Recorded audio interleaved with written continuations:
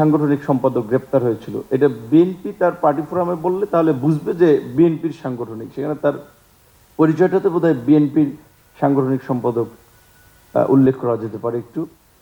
আর হচ্ছে সিকোয়েন্সের ক্ষেত্রে আপনার একদিকে কোটা সংস্কার আন্দোলন দেখানো হয়েছে, তারপরে আবার ম্যাডামের গ্রেপ্তারটা 8ই ফেব্রুয়ারিতে তার আপনার কারাবরণের ওইটা নিয়ে আসা হয়েছে, এটা সিকোয়েন্স ব্রেক হয়েছে বোধহয়।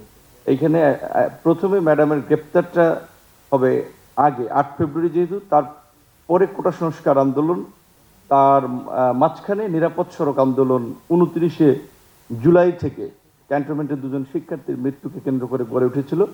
ওইখানে যদি একটু 30 সেকেন্ডে একটু ইন্ট্রো দেওয়া যায়, যে 29 তারিখে দুজন শিক্ষার্থীর মৃত্যুকে কেন্দ্র করে একটা, যেটা অনেকে কিশোর বিদ্রোহ বলেছিল, সেটা ছড়িয়ে পড়েছিল, তাহলে ডকুমেন্টারিটা একটু রিচ হতে পারে। এটা হচ্ছে ডকুমেন্টারি নিয়ে আমার একটু জাস্ট অপিনিয়ন।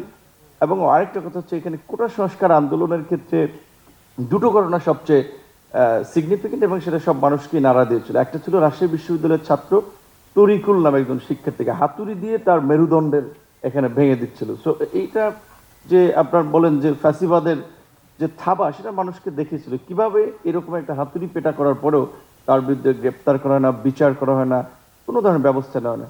সেকেন্ড হচ্ছে 30শে জুলাই ঢাকা বিশ্ববিদ্যালয়ে, 30শে জুন লাইব্রেরির সামনে, তখন আমি আসলে কিছু বুঝে ওঠার আগে আমি জাস্ট ফোন বের করতেছিলাম আপনার পকেট থেকে, ঠিক সেই সময় ছাত্রলীগের ছেলে চতুর্দিক থেকে আমাকে ফেলে দিল, এবং সে সময় আমার উপরে যে লাইক ফুটবলের মতো যে যেখান থেকে পারছিল মারছিল। শেষ পর্যন্ত লাইব্রেরির তখনকার পরিচালক ছিলেন জাভেদ স্যার, উনি আসলে ওনার পায়ের নিচে রেখে আমাকে সেভ করার চেষ্টা করতেছিলেন। হ্যাঁ, এইটা একটু আনা যেতে পারে যদি 18 কোটা সংস্কার আন্দোলন আনেন। আর আজকের যে এই 2024-এর জুলাই গণ অভ্যুত্থান কেন্দ্রিক বা ফ্যাসিবাদের পতনের যে একটা ডকুমেন্টারি দেখানো হয়েছে, আবদুল্লাহ ভাই বলেছেন সরকারি অনেক ডকুমেন্টারি দেখানো হয়েছে। সরকারি ডকুমেন্টারিতে সাধারণত লাস্ট 16 ইয়ার্সের সংগ্রামকে খুব বেশি ফোকাস করা হবে না, কারণ এটা আমার বাস্তবতা যে ইতিহাস সবাই নিজের মতো করে লিখতে চায়। সেক্ষেত্রে আজকের ডকুমেন্টারিটা একটা, আমার দেখা অনেকগুলো ডকুমেন্টারির মধ্যে যে 16 বছরের আন্দোলন সংগ্রাম এবং বিভিন্ন ঘটনার একটা চিত্র উঠে এসেছে, সেজন্য ধন্যবাদ জানাই যে একটা ভালো ডকুমেন্টারি তারা করেছে।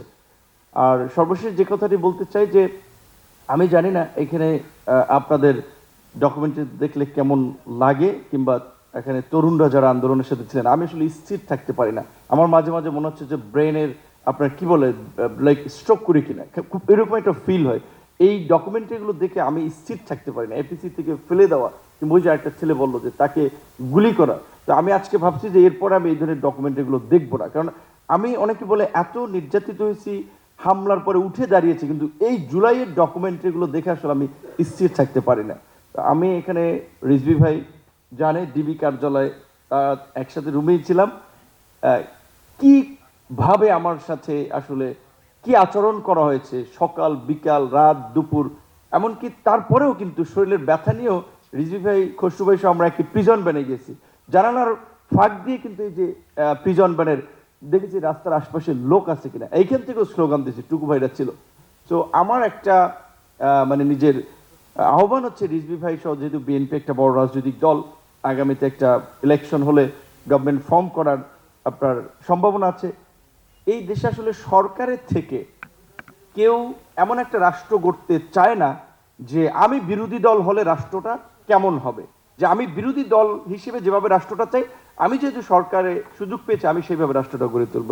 তো আমার প্রত্যাশা থাকবে বিএনপির এই সবচেয়ে নির্যাতিত নিষ্পেষিত জিয়া পরিবারের বিশেষ করে তারেক রহমান সাহেব 16-17 বছর দেশের বাইরে, সো এবং পরিবার পরিজন ছাড়া, এবং এটা অবশ্যই আমাদের এই আন্দোলন সংগ্রাম যদি বিএনপির মতো একটা সংগঠিত শক্তি না থাকতো, it will be very difficult যে তাদের ডিরেকশন, বা যখনই আমরা আন্দোলন করেছি কোটা সংস্কার আন্দোলন 18 থেকে 24, সবসময় তাদের কোঅর্ডিনেশন হেল্প ছিল, যে তারা ফ্রন্টে ছিল না কেউ, পেছন থেকে সব ধরনের সাপোর্ট করেছে। এই আন্দোলনে সালাউদ্দিন ভাই ইন্ডিয়া থেকে আমাদের সাথে ছাত্রদলের সভাপতি সেক্রেটারি গ্রুপ কলে কথা বলেছে যে ছাত্রদের পাশে থাকতে হবে, চেয়ারম্যান সাহেবের সাথেও আমাদের কথা হয়েছিল। তো তাদের এই দৃষ্টিভঙ্গির কারণেও কিন্তু এই পতনটা ত্বরান্বিত হওয়া বা এই আজকের বাংলাদেশ এটা সম্ভব হয়েছে। সুতরাং অবশ্যই এটি শুধুমাত্র কয়েকদিনের আন্দোলন কিংবা কয়েকজনের কন্ট্রিবিউশন সেটা না, এর জন্য দীর্ঘ 16 বছরের একটা জার্নি ছিল। এই জার্নিতে যারা আমাদের ছেড়ে চলে গেছেন তাদের রুহের মাগফিরাত কামনা করি। যারা আহত হয়ে পঙ্গুত্ব বরণ করেছেন শুধু জুলাইয়ে না, সেই 16 বছরের জার্নিতে এবং 18 সালের কোটা সংস্কার আন্দোলনে তাদের প্রত্যেকেরই আমরা সুস্থতা কামনা করি।